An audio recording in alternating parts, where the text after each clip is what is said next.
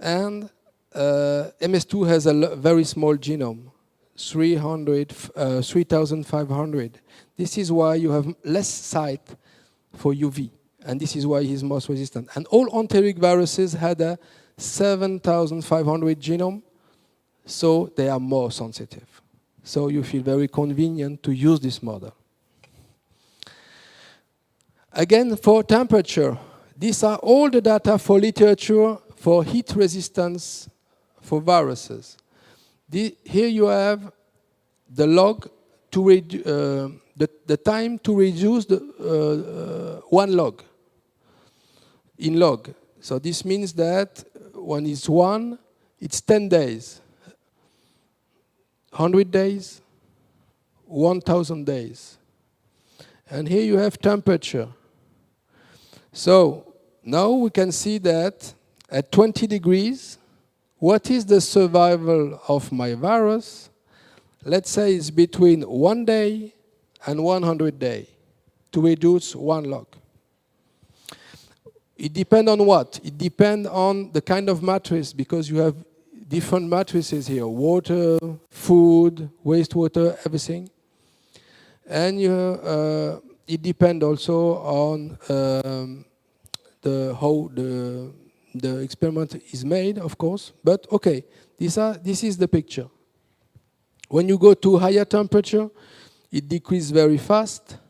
You see that this is 0.1 day, 0.01 day, so at least minutes. Over 60, there is minutes to decrease 1 log for this virus.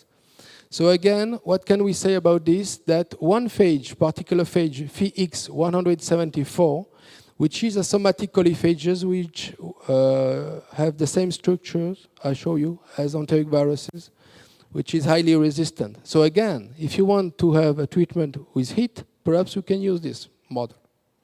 And some such kind of studies should be made to choose a right model as a function of the treatment you use.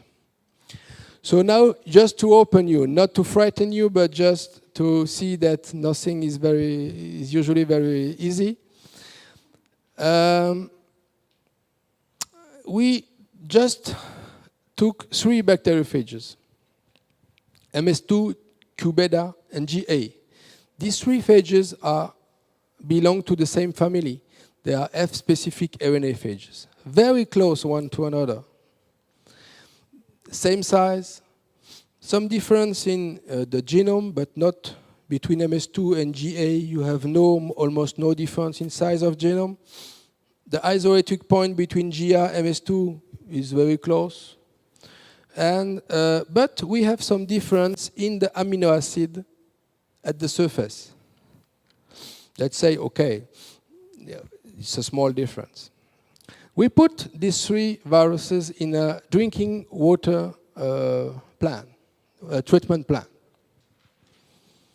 So this treatment was here. This is the river water, because in France we usually use superficial water to do drinking water.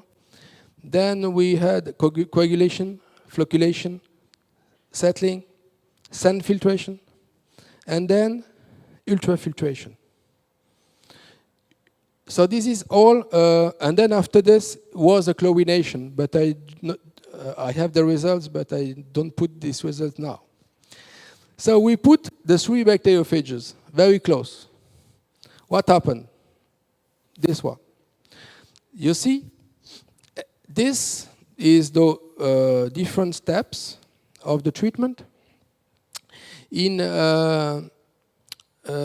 gray, you have MS2, which is usually used as a model. And you can see that you have a very nice decrease of MS2 during this treatment. When you go to Q beta, you have something between, but when you are looking for GA, you almost have no decrease. You have 10.5 log decrease for MS2 during this treatment. So it's very sure treatment for viruses. And then you just take another one, and you have only 2.5. So you see, very small difference may have a very high impact, especially when you go to physical treatment like this. But when you go to chlorination after, the impact of chlorination was exactly the same on the 3 viruses, and you get 4 log reduction. So, okay, so this was just to show you that it's not so easy. So, the conclusion of my talk is then to say we have a lot of tools available now, and we should choose the tool very carefully to answer the question. We have fecal viral pollution indicator. We have viruses to estimate the removal for treatment. We have perhaps also some tools to estimate fecal pollution origin. There are other tools working also. And we have to choose the right one. So we have a toolbox with phages. Perhaps we can use it when we have no bacteria indicator. We can use them to estimate the viral behavior. We can use them to estimate treatment efficiency, or also to discriminate origin of fecal pollution. The bacterial indicator should be used for recent and describe recent fecal pollution. It works very well. And perhaps detection with molecular biology are very useful for epidemiologic study to see the diversity of the virus which may be there, or if also to define absence of this virus.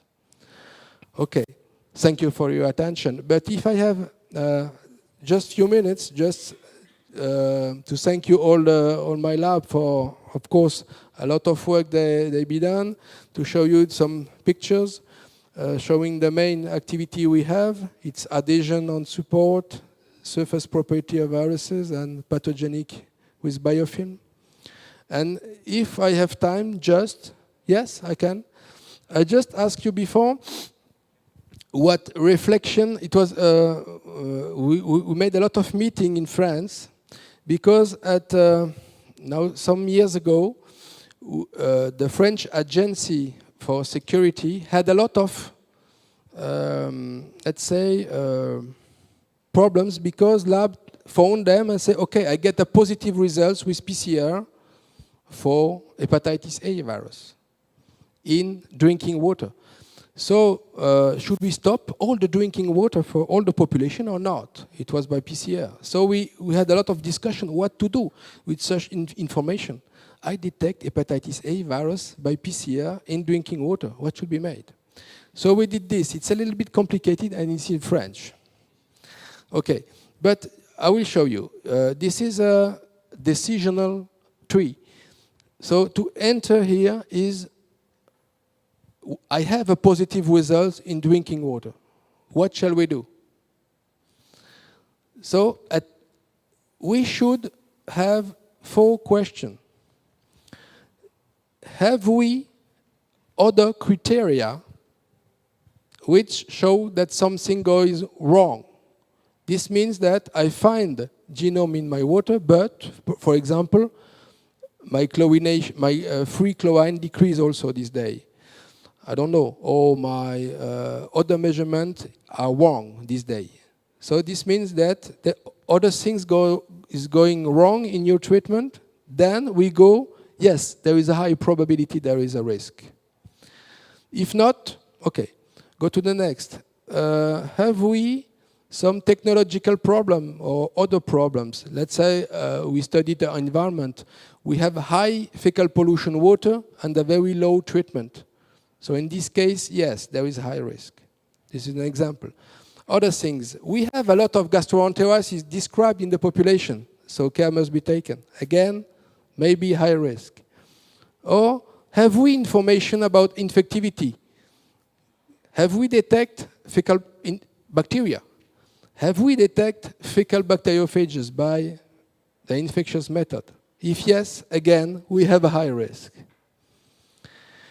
If we have nothing, then we go to, when all these things are negative, then we say, okay, there is no problem.